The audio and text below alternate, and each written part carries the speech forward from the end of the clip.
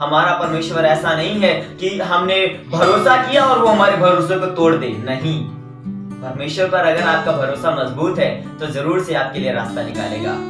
नीति वचन की किताब में जब हम पढ़ते हैं तो वहां पर लिखा है कि जब हम खुदा पर संपूर्ण भरोसा रखते हैं तब वह हमारे लिए सीधा मार्ग निकालता है।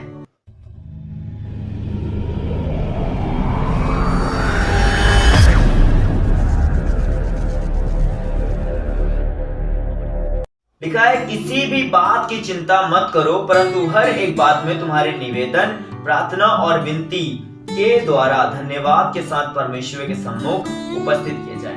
आपके जीवन की कोई भी प्रॉब्लम्स क्यों ना हो, आपके जीवन की कोई भी समस्या क्यों ना हो, आपके जीवन में कुछ भी घटी क्यों ना हो, आपके जीवन में ऐसा लगता हो कि ये मैं कर नहीं सकता, आपको कुछ नहीं करना है, बस खुदा के सामने उस बात को रख देना है। आपका कोई भी निवेदन हो, कोई भी प्रार्थना हो, कोई भी विनती हो, आप उसको खुदा के सामने रखें। परमेश्वर जरूर आपके लिए कोई ना कोई रास्ता निकाल ही देगा। ऐसा हो नहीं सकता कि खुदा आपके लिए रास्ता ना निकाले।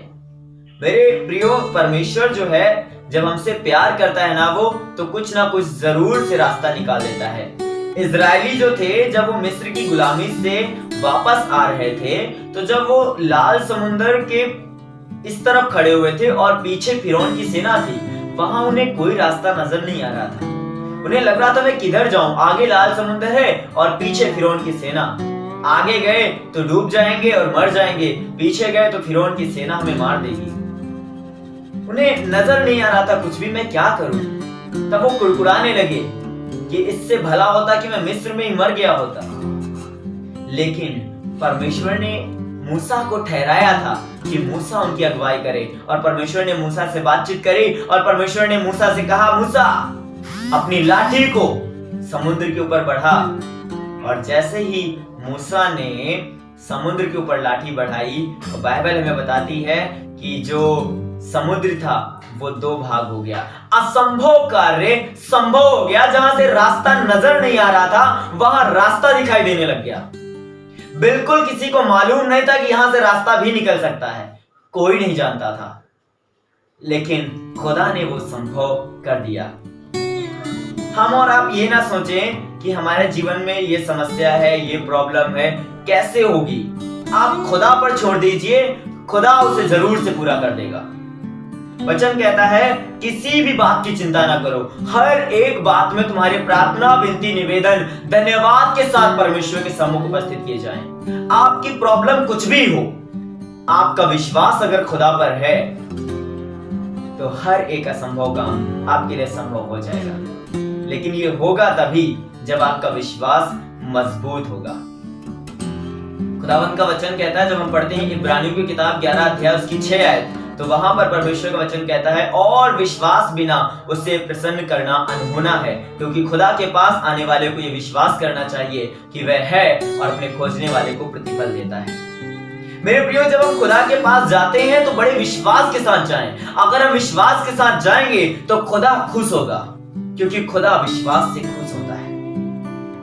हम एक विश्वासी हैं और विश्वासी का काम ही यही है कि वो विश्वास करे। अगर उसका विश्वास मजबूत है, अगर विश्वास उसका दृढ़ है, तो फिर वो कुछ भी काम करेगा तो उसका विश्वास मजबूत होगा कि खुदा करेगा तो खुदा जरूर करेगा। उसके विश्वास को तोड़ेगा नहीं, वो उसके विश्वास की रखवाली करता है परमेश्वर। हमारा परमेश्वर ऐसा नहीं है कि हमने भरोसा किया और वो हमारे भरोसे को तोड़ दे। नहीं, परमेश्वर पर अगर आपका भरोसा मजबूत है तो जरूर से आपके लिए रास्ता निकालेगा।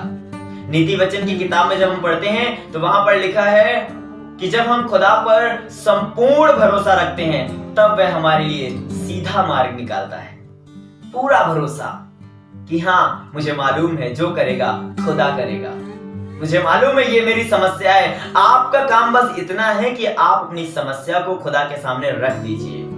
मेरा और आपका काम बस इतना है कि आप अपनी समस्या को खुदा के सामने रख दीजिए।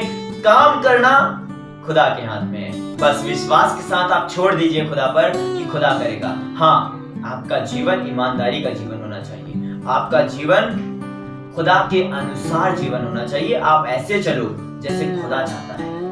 अगर आप ऐसे चलोगे तो जीवन की कोई भी कठिन परिस्थिति आपको आगे बढ़ने से रोक नहीं सकती, क्योंकि खुदा हर एक कठिन परिस्थिति में आपके साथ रहेगा। क्योंकि हम जानते हैं शद्रक मेशक अबेदनगो जो थे वो खुदा की उपस्थिति में चलते थे और खुदा जैसे जैसे उन्हें बताता था वैसे वैसे कामों को करते थे। और यहीं तक नहीं, वो खुदा के अनुसार चलते थे। खुदा ने जो भी कहा था वो वही वाले कामों को करते थे बस।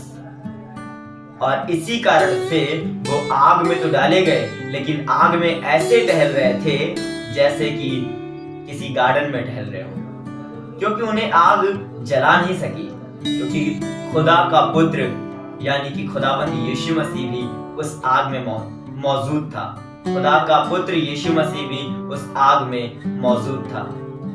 हम सब जानते हैं राजा इस बात को देख करके आश्चर्यचकित हो गया था, जबकि ये एक बहुत कठिन परिस्थिति थी, ये एक बहुत गंभीर समस्या थी शद्रक मेशक अबेदनगो के सामने कि मैं इस परिस्थिति से कैसे निकलूंगा। लेकिन उनको विश्वास था खुदा पर कि खुदा जो करेगा अच्छा करेगा। उन्होंने राजा से कह दिया था, राजा ने इस बात को कहा था, अब हम देखते हैं कि मेरे हाथ से तुम्हें कौन छुड़ा सकता है। राजा कह रहा था कि तुमने जो मेरे इस मूर्ति के सामने सिजदा नहीं करा है, दंडवत नहीं करा है, मैंने तुम्हें कहा है अभी मौका है, अभी कर लो। लेकिन उन्होंने कहा मैं नहीं करूंगा। उन्होंने कहा मेरे हाथ से तुम्हें कोई बचा नहीं पाएगा। उन्होंने कह दिया, हे राजा, मैं जिस खुदा की उपासना करता हूँ ना, मैं जिस खुदा की स्तुति करता हूँ ना, वो मुझे इस आग के भट्टे से और तेरे हाथ से छुड़ाने की सामर्थ्य रखता है। और अगर वो मुझे ना भी छुड़ाए ना, तो हे राजा, मैं तेरी खड़ी कराई मूरत के सामने सिजदा नहीं करूंगा। राजा को इस बात पे बहुत गुस्सा आ गया था और राजा ने उन्हें भट्टे में डलवा दिया था। 7 गुना और कहा धधका दो, और फिर कहा कि उनको डाल दिया जाए शद्रक मेशक अबेदनगो को। बाइबल बताती है कि जो डालने गए थे वो मर गए, लेकिन जो डाले गए थे वो जिंदा रहे। हालेलुया। कारण क्या था? क्योंकि खुदा उनके साथ था। और खुदा इसलिए उनके साथ था क्योंकि वो ईमानदारी से चलते रहे, वो किसी भी कठिन परिस्थिति के सामने झुके नहीं। तो हमारे जीवन की कोई भी प्रॉब्लम हो, कोई भी समस्या हो, मुझे और आपको बस इतना करना है कि अपने दिल की बात खुदा से खुल करके कह देना है। आनंदित रहें, मगन रहें, खुदा में खुश रहें बस, और अपने दिल की बात खुदा के सामने रख दें।